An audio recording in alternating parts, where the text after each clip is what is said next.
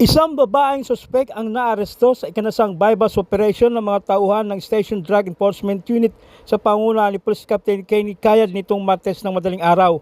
Ayon sa ulat ng Taguig City Police, inaresto ang suspek na si alias Angel, 22 anyos, residente ng Barangay Calzada, Tipas, Taguig, at itinuring na newly high-value individual sa drug watch list ng pulisya.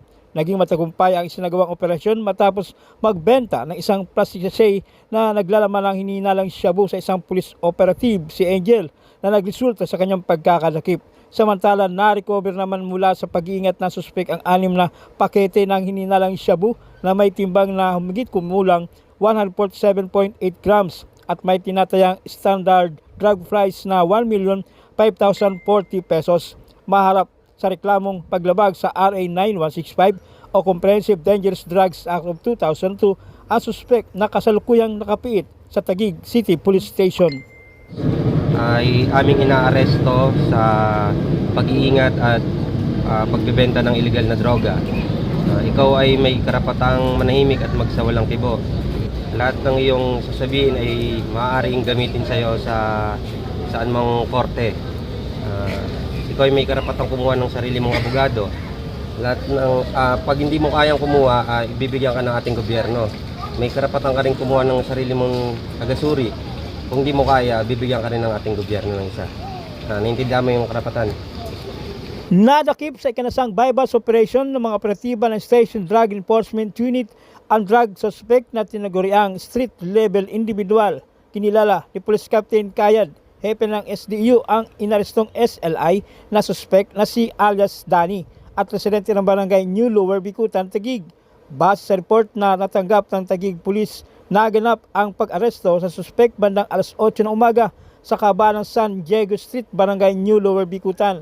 Sa ikinasang bypass operation ay nakumpiska sa suspect ang 10 heat-sealed transparent plastic sachet na naglalaman ng 15.1 grams ng pinaghinalaang shabu na may kabuang halaga na 102,680 pesos at bypass money.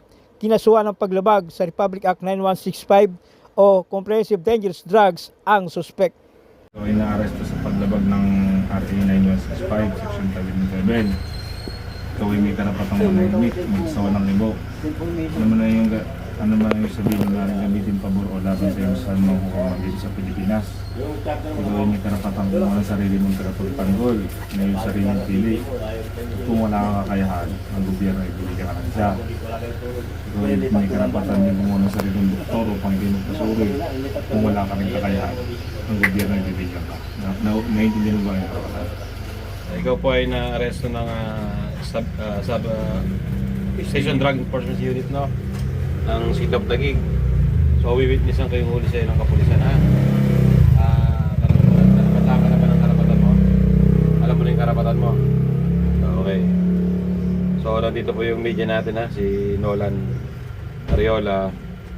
Ang iyong arresting officer, si Police Corporal Aris Canovas, ha? Si Sir. Okay? So, tatanungin kita, nakakuha ba sa ito? Sagot. Pwedeng ka sa kanila. Sila bang may-ari? Nakuha ba sa ito? Sagot. Walang dagdag, walang bawas? Sagot, gusto ko marinig sa boses mo. Wala. Okay.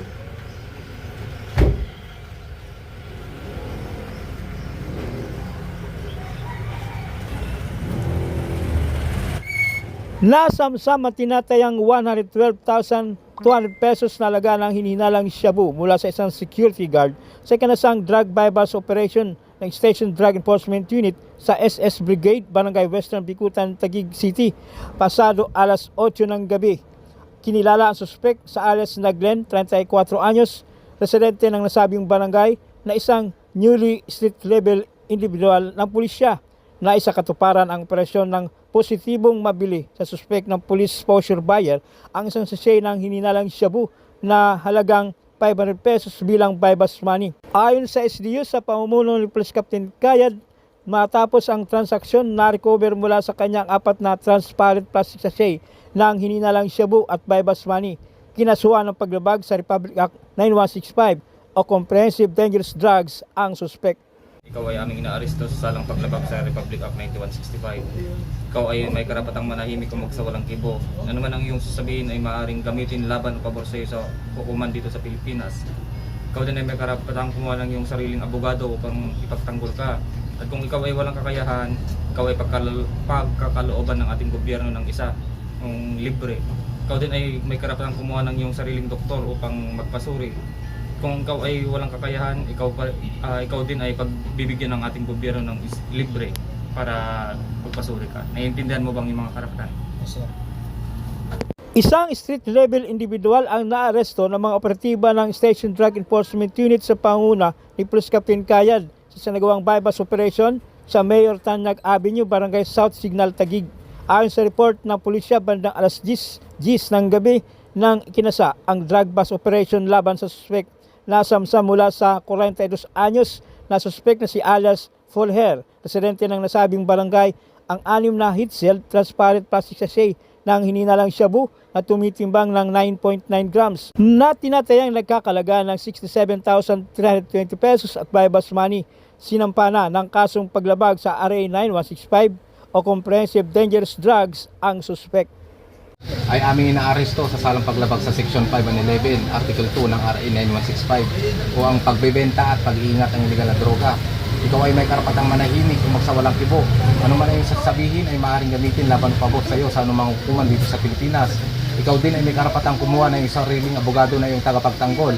At kung wala kang kakayahan, ang ating pamahalaan na magbibigay sa iyo nito.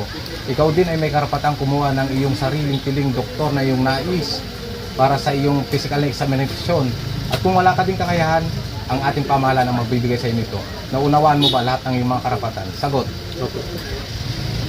Yeah, barangay Kagawad ako dito na South Signal, no? Kaya ako nandito para witnessan kung ano po yung mga nakita ko, no? Wala pong, parang pag pinatawag po tayo sa korte, kung ano lang po nakita ko, yun lang po ang patutunayan natin. Okay? Wala pong kinalaman ng barangay dito. Liitin mong operation po ito ng mga pulisan natin, ha?